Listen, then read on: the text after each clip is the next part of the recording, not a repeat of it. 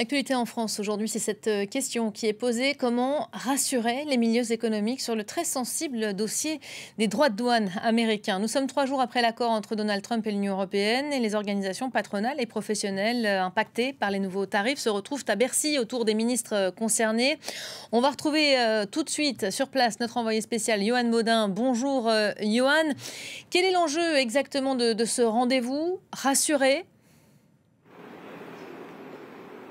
Oui, bien évidemment, rassurer, une réunion à Bercy assez exceptionnelle puisqu'elle réunit pas moins de 4 ministres. Nous avons vu arriver Éric Lombard pour l'économie et les finances, ainsi qu'Amélie de Montchalin pour les comptes publics notamment. Face à eux, les organisations patronales et les filières impactées par ces droits de douane négociés, vous l'avez dit, entre Bruxelles et Washington, 15% qui s'appliqueront pour les entreprises européennes à l'entrée des États-Unis. Un accord qui ne fait pas du tout l'unanimité, même si Éric Lombard l'a qualifié de moins mauvaise des solutions.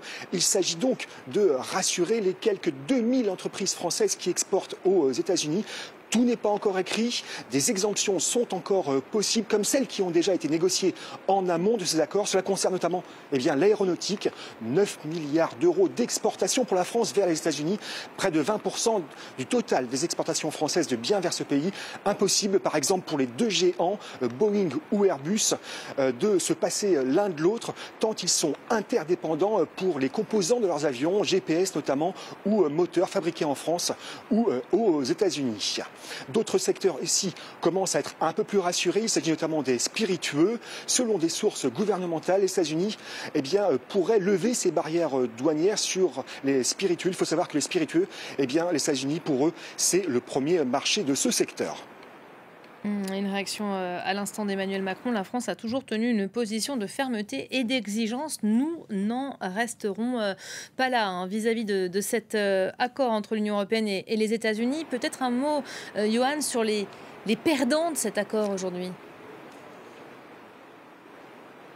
Oui, par exemple, on peut continuer sur ce secteur si important pour l'agriculture française exportatrice, le secteur du vin, la viticulture. Les États-Unis, c'est un marché à hauteur de 2 milliards d'euros, premier marché d'exportation pour la viticulture, un quart des exportations pour les vins de Bordeaux, par exemple. Autre secteur qui pourrait être gravement touché, la cosmétique. Le géant L'Oréal, par exemple, réalise près de 40% de son chiffre d'affaires aux États-Unis. Dans ce secteur, c'est une perte annuelle anticipée de 300 millions d'euros et qui menace 5000 emplois. Le luxe aussi va être touché, mais ce secteur a déjà anticipé la hausse des barrières douanières. Les prix outre-Atlantique seront majorés de 5 à 10%.